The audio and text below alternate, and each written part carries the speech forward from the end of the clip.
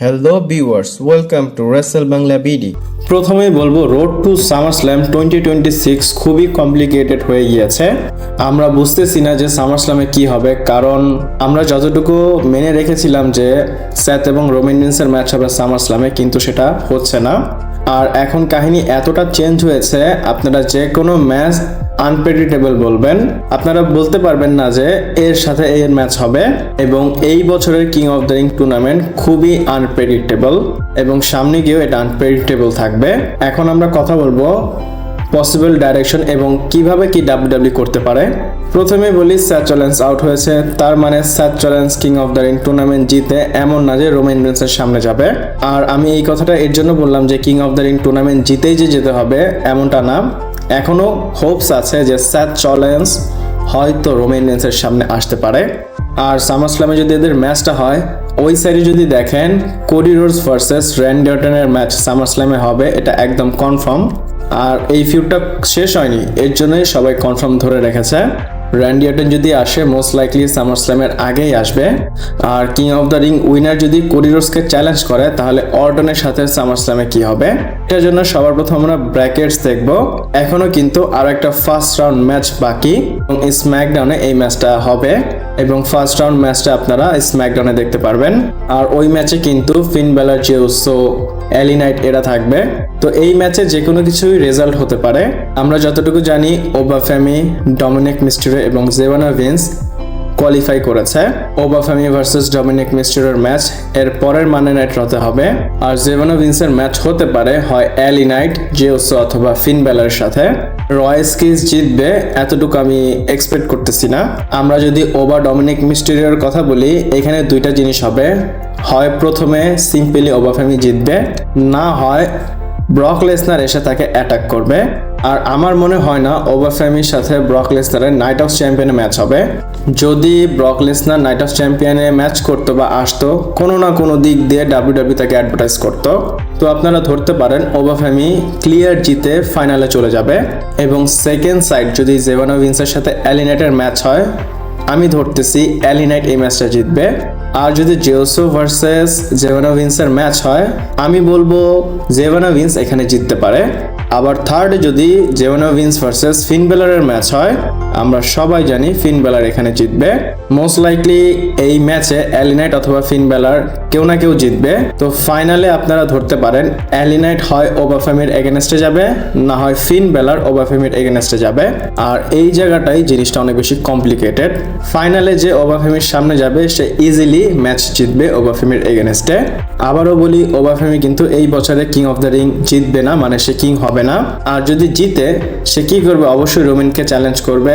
আর Roman রিন্সও হারবে না, ওবাফেমিও হারবে না। তো সামারস্ল্যামে ডাব্লিউডাব্লিউ এই ম্যাচটা কিভাবে করাবে। আর ওই দিক দিয়ে ডাব্লিউডাব্লিউ রোমান রিন্সের রেইন অনেক লম্বা করবে, আপনাদের আমি আপডেটে বলেইছিলাম। যদি ফাইনালে ওবাফেমি চলে যায়, ব্রক লেসনার নাইট অফ চ্যাম্পিয়নে আসবে, সে অ্যাপিয়ার হবে এবং ওবাফেমির উপর অ্যাটাক করবে। ওবাফেমি যদি হেরে যায়, হয় ফিন বেলারের এগেনস্টে হারবে, না হয় এলি নাইটের এগেনস্টে হারবে। আর এইখানে সব ডাইরেকশন চেঞ্জ হয়ে যায়। যদি এলি নাইট জিতে যায়, তাহলে ওবাফেমি ম্যাচ করবে ব্রক লেসনারের সাথে, আর এলি নাইট ম্যাচ করবে রোমান রিন্সের সাথে। এলি নাইট কিন্তু আগেই বলেছে আমি কিং অফ দ্য রিং জিতলে রোমান রিন্সের সামনে যাব। আর আমি একটা কথা বলি, এলি নাইট রোমান রিন্স কি সামারস্ল্যাম লেভেলের ম্যাচ, এটা কিন্তু ম্যাসিভ সাউন্ড করতেছে না। ডাব্লিউডাব্লিউ এটা নাও করতে পারে, হয় ডাব্লিউডাব্লিউ ফিন বেলারকে ফাইনালে নিয়ে আসতে পারে এবং ফাইনাল জিতাতে পারে। আর এখন কিন্তু ফিন বেলার ফ্রাইডে নাইট স্ম্যাকডাউনে গিয়েছে এবং এখন তাকে ট্রিট করা হচ্ছে, তার প্রিন্সের যে থিম সেটাও নিয়ে আসা হয়েছে, সে একা সিঙ্গেলস রান দিবে স্ম্যাকডাউনে। আর ডাব্লিউডাব্লিউর এখন চাই ক্রেজি মোমেন্টাম, যেন ফিন বেলারকে আবার এস্টাবলিশ করতে পারে। আর যদি এখন মোমেন্টামটা পায়, সে 2016 সালে যেখানে ছেড়েছিল সেখানে আবার চলে যাবে। আর আপনাদের বলি, যদি ফিন বেলার জিতে ফাইনাল, তাহলে সে কোডির এগেনস্টে যাবে। সে যেহেতু স্ম্যাকডাউনে গিয়েছে, জিতলে অবশ্যই কোডির কাছে যাবে এবং কোডির কাছে গিয়ে তার টাইটেলের জন্য চ্যালেঞ্জ করবে। আর ঠিক 10 বছর আগে সে ইউনিভার্সাল চ্যাম্পিয়ন হয়েছিল, সে একটা মোমেন্টাম পেয়েছিল ডাব্লিউডাব্লিউ কে লিড করার জন্য, কিন্তু আনফরচুনেটলি ইনজুরির কারণে সেটা করতে পারেনি। আর 10 বছর ধরে এখন পর্যন্ত কিন্তু সে ওয়ার্ল্ড চ্যাম্পিয়ন হতে পারেনি। আর ডাব্লিউডাব্লিউ এইভাবেই 10 বছরের যে একটা স্টোরি সেটা ফিনিশ করতে পারে। মানে 2016 আনফিনিশ যে বিজনেস ছিল, সেটা 2026-এ ফিন ব্যালারকে দিয়ে শেষ করাতে পারে। সে যদি সামারস্ল্যামে কোডিকে বিট করে for the WWE undisputed title, এটা সেই টাইটেল যেটা সে কখনো হারেনি। বাই দ্য ওয়ে, এই ইউনিভার্সাল টাইটেল কিন্তু দুইটা টাইটেল মিলিয়ে হয়েছে। রোমান রেইন্স 2020 সালে যে টাইটেল জিতেছিল, তারপর ব্রকের থেকেও জিতেছিল, দুইটা মিলিয়ে টাইটেল ইউনিফিকেশন করে এই টাইটেলটা বানিয়েছে WWE, এবং এই টাইটেলের নাম হচ্ছে WWE আনডিসপিউটেড টাইটেল। তো ধরতে গেলে এটা সেই টাইটেল যেটা ফিন ব্যালার জিতেছিল, কিন্তু সে রাখতে পারেনি। এখানে তো ভালোই লাগতেছে, ফিন ব্যালার তার স্টোরি ফিনিশ করবে, কিন্তু আমরা এখানে র্যান্ডি অর্টনকে ভুলে গিয়েছি। যদি ফিন ব্যালার চ্যাম্পিয়নশিপ জিতে যায় তাহলে র্যান্ডি অর্টনের কি হবে? র্যান্ডি অর্টনের সাথে তো খারাপ করতেছে WWE। র্যান্ডি অর্টনের তো এই চ্যাম্পিয়ন হওয়ার কথা ছিল, কিন্তু প্রবলেম হচ্ছে র্যান্ডি অর্টন এখন অ্যাক্টিভ নেই। রেসলম্যানিয়ার পর তাকে আমরা দেখতে পারিনি। এটা বলবো অর্টনের জন্য মেজর একটা ফ্ল। র্যান্ডি অর্টন নিজেই বলেছে সে ইনজুরিতে পড়েনি, কিন্তু WWE তাকে নিয়ে আসতেছে না। দেখেন, ফিন ব্যালার যদি টাইটেল নেয় তাহলে র্যান্ডির সাথে এত লম্বা ফিউড দিয়ে লাভটা কি হলো রেসলম্যানিয়ার আগে? যত এদের ফিউড দেখাক, নর্মালি শেষ করুক, এই টাইটেলের দরকার আছে, মানে র্যান্ডি অর্টনের দরকার আছে। আমার এটাও মনে হচ্ছে WWE সামারস্ল্যামের আগে র্যান্ডি অর্টনকে আনবে না। কিন্তু মিলিয়ে জিলিয়ে যদি বলি, আমি রোমান এলিনাইটের থেকে প্রেফার করব ফিন ব্যালার এবং কোডি রোডসের ম্যাচ হোক। ফিন এবং কোডির ম্যাচ হলে ভালো হবে। এখন রোমান এবং স্যাথের বিষয়ে কথা বলি। প্রথমেই বলি, নাইট অফ চ্যাম্পিয়নে সে ব্রন বেকারের সাথে তার স্টোরি ফিনিশ করবে, আর স্টোরি ফিনিশ হওয়া উচিত। সামারস্ল্যামে আমি চাই না এদের ফিউড হোক। ব্রন বেকার তাকে কষ্ট করিয়েছে, যদি নাইট অফ চ্যাম্পিয়নে WWE ম্যাচ না করে তাহলে আর কবে করবে? সামারস্ল্যাম হতে অনেক দেরি। যদি নাইট অফ চ্যাম্পিয়নে তাদের ফিউডটা শেষ করে, তারপরে স্টিল স্যাথ চ্যালেঞ্জ ব্লাড লাইনের এগেনস্টে আসতে পারে। ইভেন আমরা মানডে নাইট রতে ফেস টু ফেস সেগমেন্টও দেখেছি ব্লাড লাইনের সাথে, সে রোমান রেইন্সকে কল আউটও করেছে। এত কিছুর পর যদি রোমান রেইন্সের সামনাসামনি সে না আসতে পারে, তাহলে একটা যে মানে স্যাথ রোমানের একটা কথা উঠে, সেই কথাটা বনবে না। ওই দিক দিয়ে যদি ফিন ব্যালার কোডির সাথে যায়, তাহলে রোমান রেইন্সের জন্য সামারস্ল্যামে কি প্ল্যান?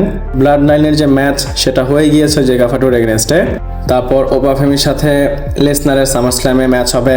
আর সামারস্ল্যামে যদি স্যাথ না থাকে, রোমানের ম্যাসিভ কোনো ম্যাচ সামারস্ল্যামে তাহলে আমরা দেখতে পারবো না। WWE এমন না যে সিএম পাঙ্কের সাথে রিম্যাচ করলে লোকেরা ইন্টারেস্ট দেখাবে।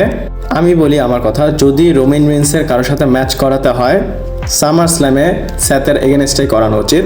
এছাড়া আপনাদের বলি, স্যাথ চ্যালেঞ্জ টুর্নামেন্ট থেকে বের হয়েছে তো কি হয়েছে, কোনো না কোনোভাবে সে রোমান রেইন্সের এগেনস্টে সামারস্ল্যামে আসবেই।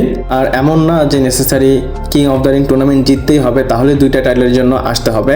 আর স্যাথ চ্যালেঞ্জের কাছে ভালো আর্গুমেন্ট আছে যে আমি king of the ring tournament জিতি বা না জিতি, এই টাইটেল তো আমি কখনো হারিনি। এই আর্গুমেন্ট দিয়েও ম্যাচ করাতে পারে। স্টিল আমার মনে হয় এই ম্যাচটা হতে পারে। আমি তো আমার থটস বললাম, আপনারা আপনাদের থটস বলতে পারেন। ভিডিওটা এ পর্যন্তই ছিল। ভালো লাগলে লাইক, কমেন্ট, শেয়ার, সাবস্ক্রাইব করে পাশে থাকবেন। পরবর্তী ভিডিওতে আবার দেখা হচ্ছে।